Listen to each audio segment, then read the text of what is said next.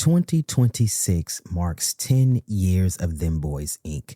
That's 10 years of community care, 10 years of leadership rooted in love, and 10 years of turning visibility into possibility. And so to honor this milestone, we've launched our 10 for 10 campaign. You're like, Shawn, 10 for 10, what's that? So we are inviting you, our listeners, our supporters, our allies, and other folks in the community to give $10 a month to help sustain the care, leadership, and visibility that trans men of color deserve.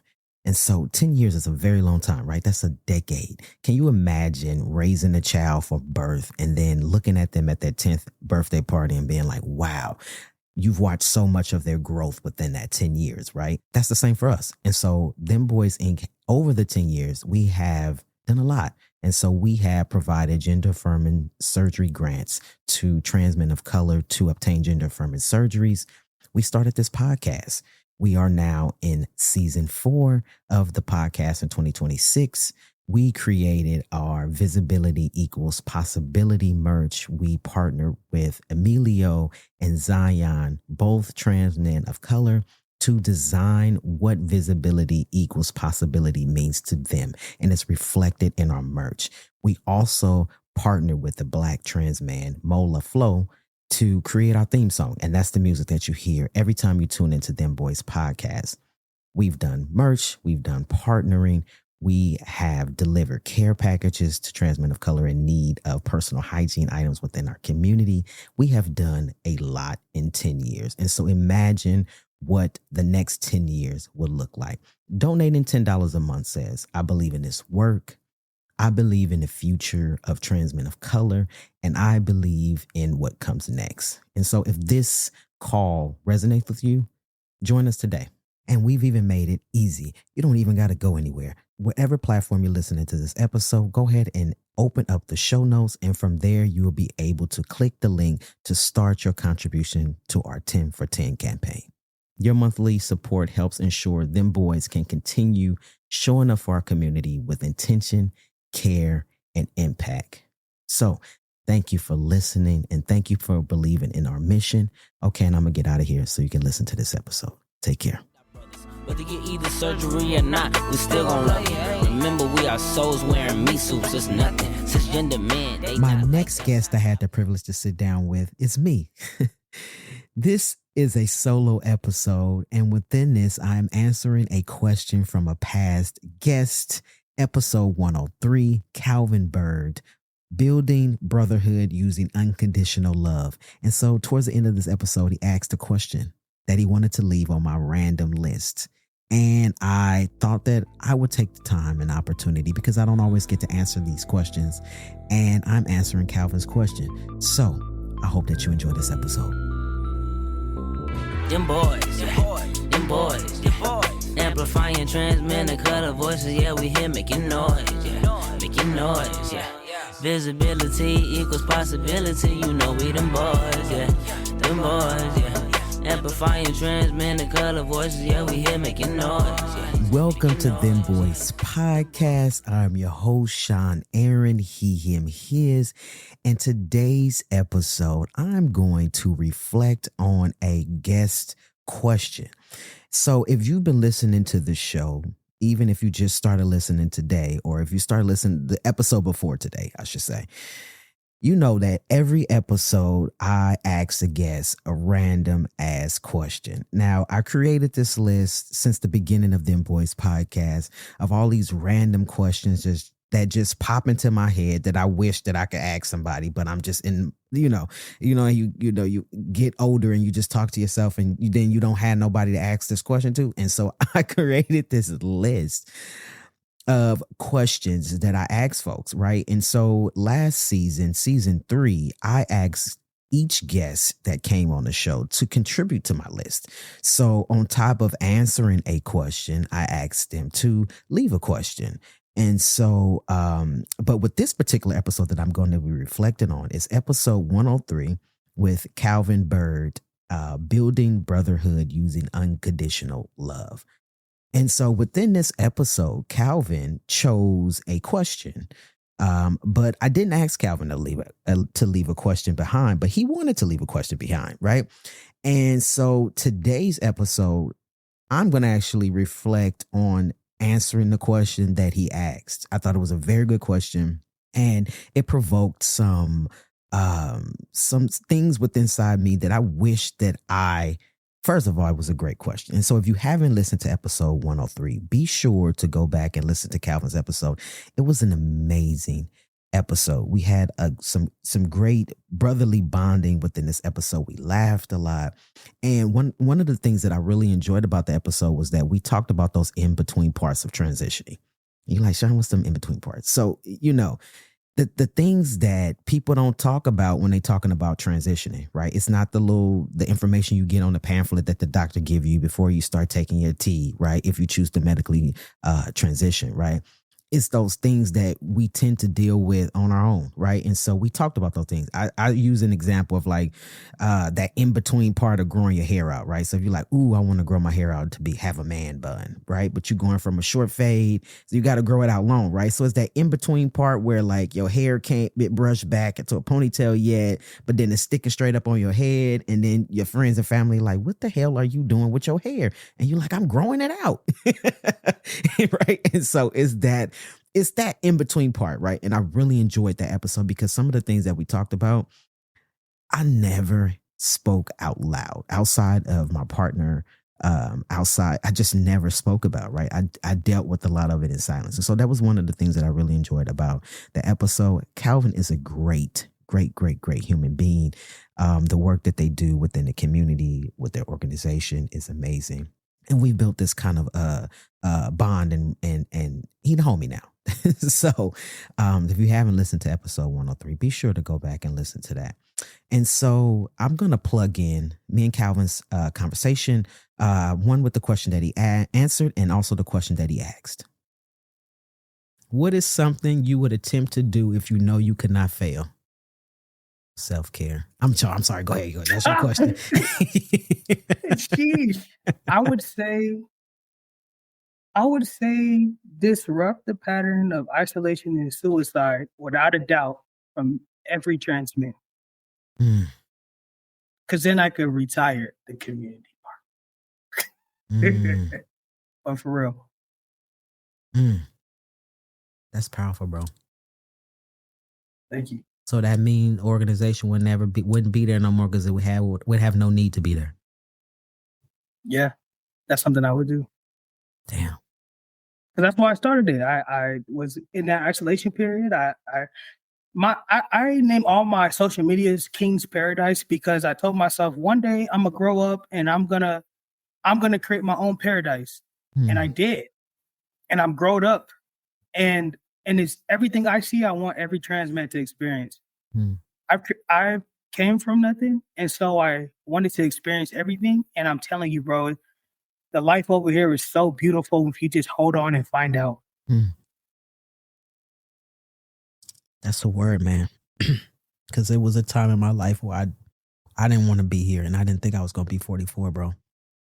And I realized it is just exactly what you said. Once you get here and you realize how great, I almost said how great God is. You remember, I don't know if you grew up in church, but I did. So I would say, just know how great God is. But I don't know why I almost said that, but I want to say how great life is. When you stick around, you find community, you find people that love you, you find people that you can share your love with, all of those things, man. For free, bro. Yeah. Calvin, I appreciate you for being a guest on the show. Is there any last words you want to say to folks before we get up out of here? Actually, too, I actually want to leave a question. Oh, you want to leave a question? Man. I do want to leave it. Man, I'm a professional yapper. Yes, I want to leave a question. Okay, professional yapper. What is that question, bro? Okay. If you had the opportunity to extract closure from a past situation, how would that closure impact you today? So that was a really amazing question that Calvin asked, right? I have a few situations that I would love to extract closure from. And so right after recording this episode, I wrote down that list because I wanted to make sure I can go back and I can answer some of these questions. And so, what's really funny about me recording this episode now is that I recorded this episode before. And the first time it took me a very long time because I realized the things that I had wrote down on that list that I wanted to extract closure from, I hadn't actually really worked on it.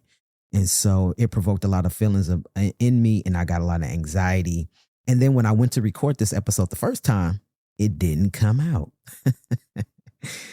So I took that as a sign from the universe that maybe what I said in that particular recording was not meant for the world to hear. And maybe it was meant for me to process on my own. So I did some of that work without y'all. And so here I am again trying this the second time. And so on my list, I had 5 things. And if you know me, if you heard me talk on this show before, I don't like odd numbers, but I can't force it. And so these are the situations that I wish that I can extract closure from. And so I'm not going to talk about all of them. I'm going to pick one. And I want you all, listeners, to tell me if you want me to reflect on all the other ones or not. And so wherever you listening to this podcast at, whatever platform, you can actually ask us a question real time by sending a text. So let me go through my list first.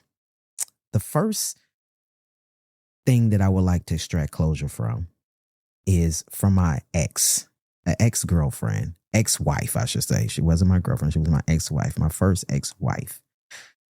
I have never spoken her name out loud since we parted because that was just my closer. I ain't gonna even speak your name, but I'm going to speak it on this show because I feel like it's one of the things that I want to extract closure from. So her name was Lauren. The second thing I wrote down was extracting closure from my mother. The third thing was extracting closure from my father.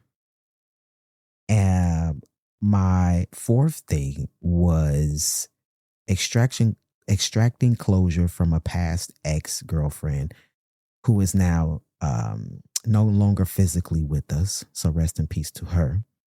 And the final thing was extracting closure from my grandfather.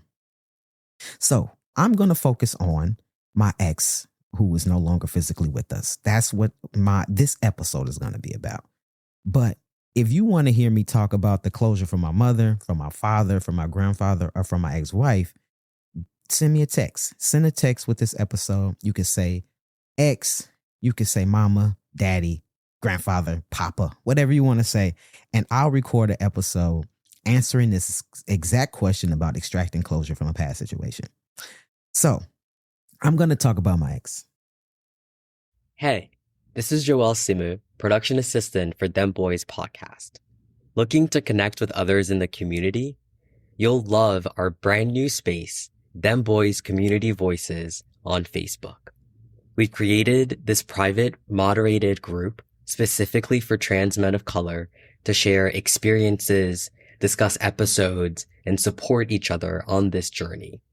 Ready to join us? Just click the link in our show notes to become part of this growing community. She was, to me, an amazing person. And at that time in my life, I was in my early mid-20s.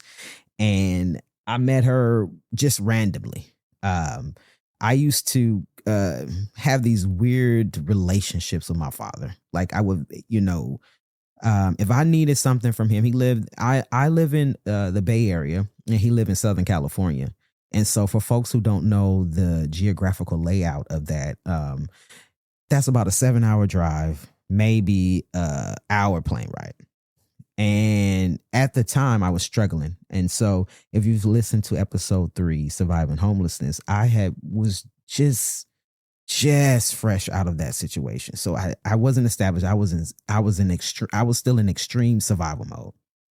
And I asked my father if he could give me some money, not loan, give me money.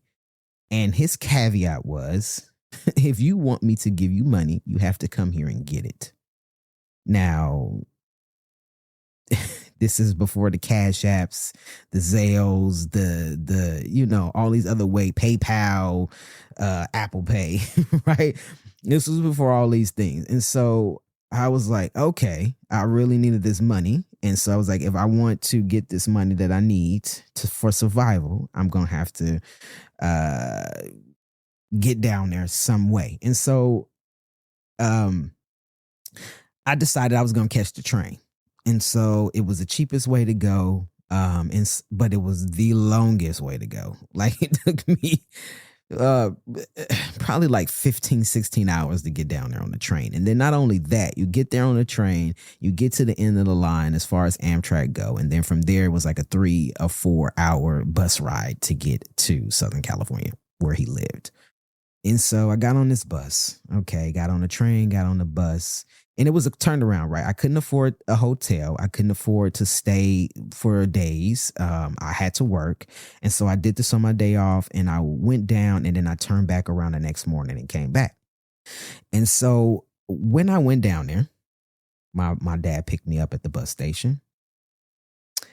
And in the car with him, he had a woman.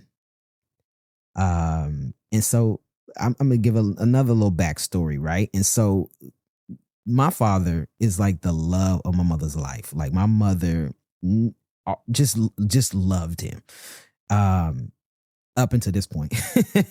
And so she just thought, he was just this amazing man. They didn't work out, but she really, really loved him. She had a lot of love for him. And so it's different when you make a child out of love, right? And so she really, really loved him.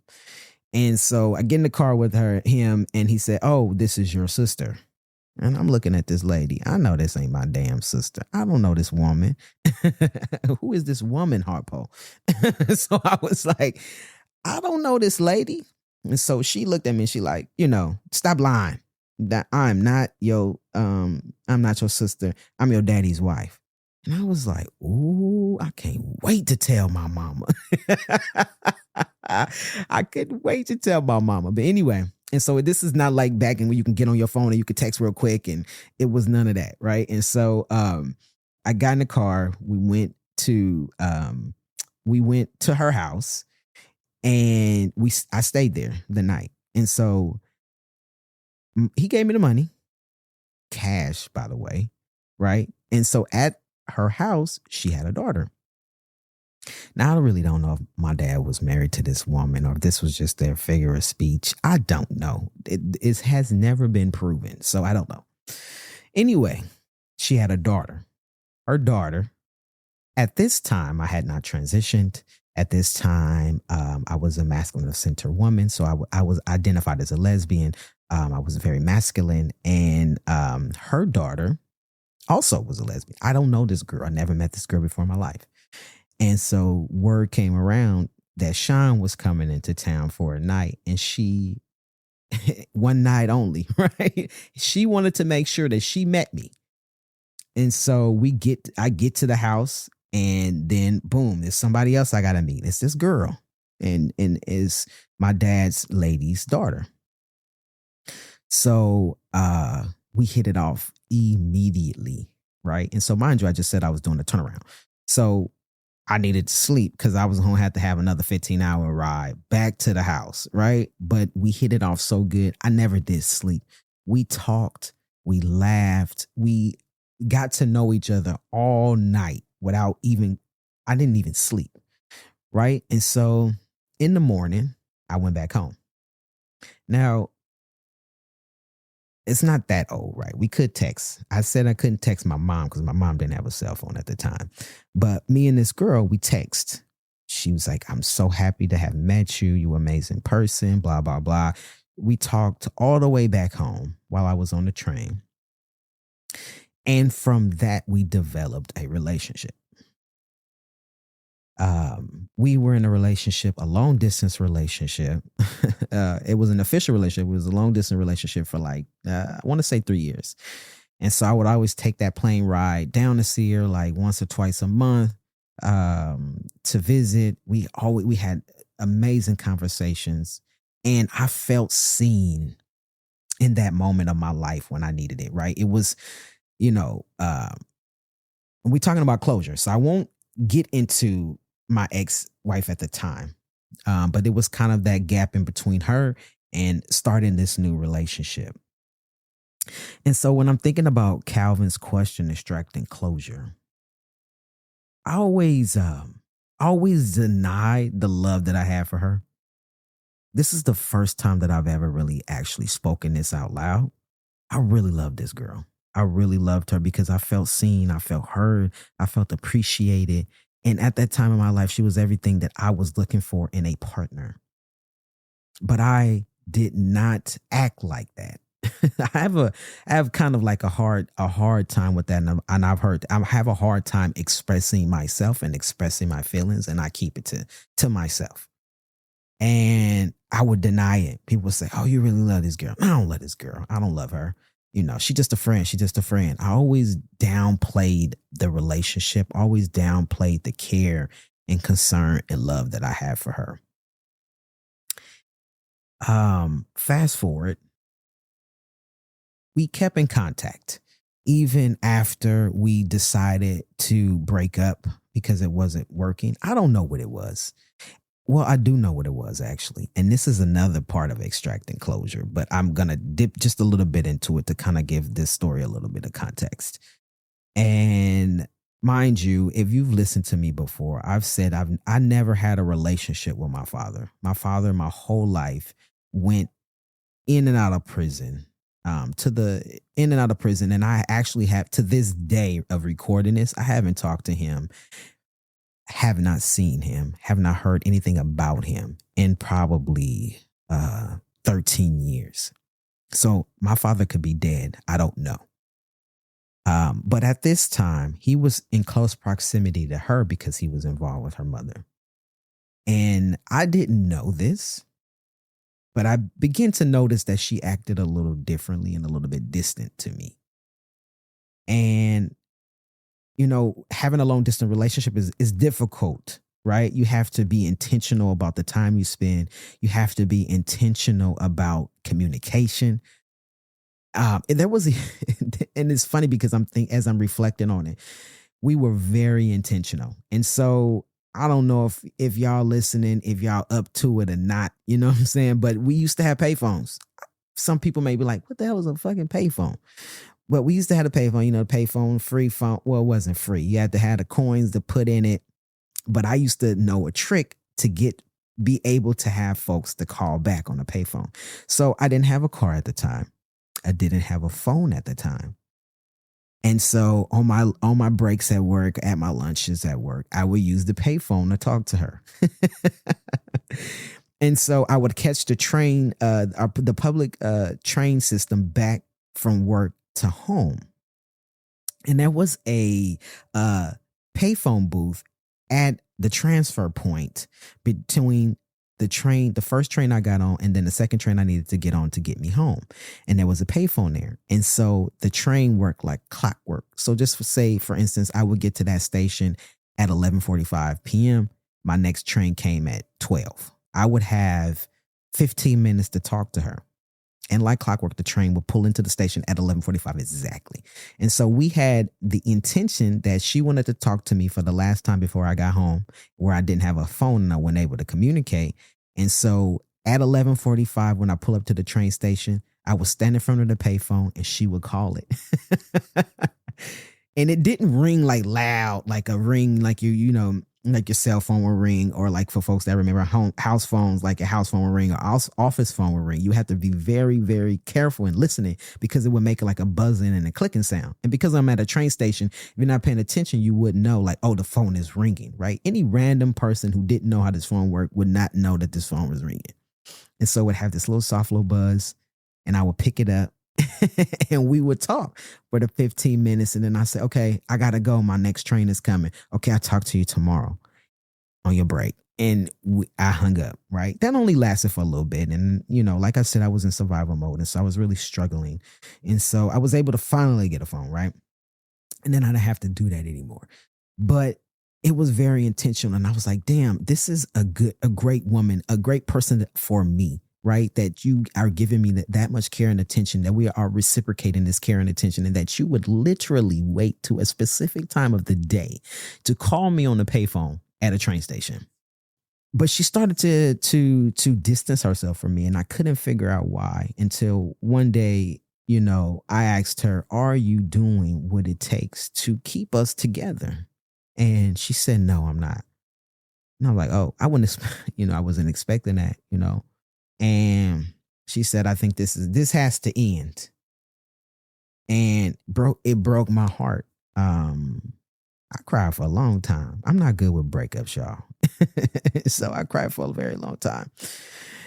And later on, when we finally were able to communicate again, when it was just like, hey, let's just be friends, she told me the reason why I stopped talking to you is because your dad told me I wasn't good enough for you. That blew my mind. That a man who was never in my life, never had a relationship with, could determine who was good for me or not. And this idea that he was poisoning her mind about what she deserved or what I deserved baffled me. And it broke my heart, right? And so I never really talked about it. We never really addressed it, but I was heartbroken that a man that I didn't even know was able to still cause harm and trauma in my life. Hey y'all, Pink Lady here. I am the producer for Dem Bois Podcast, and I am so excited to tell you about my production company, Pink Lady Productions. We collaborate with creatives like you who are driven to share your message by launching your podcast from A to Z and coaching you through the process. To learn more about our services, check out our website at pinkladyprod.com. That's PINKLADYPROD.com. But the closure that I want to extract is this. I regret the fact that I never expressed my care and love for her the way that I felt it on the inside. I still hold that to this day. And it got to a point also where we just stopped talking. We didn't talk at all for a very long time. And I didn't find out why until a very long time after. And so she was battling something. And so I think not only the words of my father, and I don't know where his intentions were with saying this, but she's also was battling a illness that she never shared with me. And eventually that she succumbed to that illness and she died. And I didn't find out that she died until 4 years later. She would, even after we broke up, like clockwork for years and years and years on end after that, she would always, even though we didn't speak on a regular basis, she would always text me, say happy birthday, Merry Christmas, but mostly happy birthday. She made it an intention because she knows that I love a birthday. I don't like any other holiday, but I love a birthday. I will celebrate. If you tell me it's your birthday, let's turn up because I love to celebrate a birthday. But then one year, those birthday texts never happened. I'm like, oh, this is strange, right? And so I still text her on her birthday. Never got a response. But before that, I'm gonna say before that, I was going to a training, and so I was headed to her closer to where she lived. So I had texted her and I said, "Hey, I'm gonna be. We haven't seen each other face to face in years. I'm gonna be in your area. Mind if we, go get something to eat or reconnect for, just to talk?" She was like, "Oh, sure, I wouldn't miss that for the world. I haven't seen you in a long time. That would make my day." I said, all right, when I get down there, I'll text you and I'll see exactly where you are and we can meet up. When I did travel and I went down there, I had texted her and I said, hey, I'm in your area. How far away are you from where I am? Never got a response. Okay. The day after, hey, I'm still here. Where are you? I would love to, connect with you. No response. I thought that was very, very, very strange. But, and it was something in me. I just felt it in my presence, like in my spirit, that something wasn't right. I felt something was missing. Something that I once felt that was there was no longer there. I couldn't put words onto it. I didn't know what it was. I just felt it. And I went home. I was sad I didn't get to see her. I went home. So I was like, okay, maybe she just needs some space. Maybe, it was too much for her to see me. Okay, whatever, right? Months came, my birthday again. No text. Damn, that's strange. All right. The year goes by. My birthday is in March. Hers is in December. December comes. No text. I text her, happy birthday. No response. Next, my birthday come back around. No text, no nothing. And so I ended up getting comfortable with the silence because I just figured that that's just what it was. Years had passed. No, I hadn't heard from her. Like, what's going on? Right. And she was also the only gateway to me knowing that my father was actually still alive. Not that I personally cared because we didn't have a relationship, but I just wanted to know, okay, is he alive? Is he back in prison? Like, what's his update? What's his status? It was always either he all right or he back in jail, right? It was always like the reply I got for that. But I started to really feel like something was missing. Something wasn't there. And so I did a little bit of digging. I went to looking on her social media pages. I hadn't seen any like new updated, like posts or anything like that. Right. And so I'm like, okay, that's normal. Right. Especially during this time. Especially during this time, this is social media wasn't really what it is today, And so, I reached out to her best friend. I hadn't talked to her either in years. And I said, hey, I'm looking for such and such. And she was just like, oh, I'm so sorry to be the one to tell you, but she died. What? Like, she died 4 years ago. And when I tell you I was so fucking heartbroken, I called out sick from work. I literally cried for a week straight. A week straight. I was so broken, so heartbroken. And I went back to our text messages from 4 years previous and realized that she died the day that I had texted her and told her that that I was there to see her. And that's why I never got a response. And on top of that, not only was I heartbroken, but I felt betrayed because my father knew and he never reached out to me and told me. And it goes back to us not speaking because I told him I never wanted to hear from him ever again in life.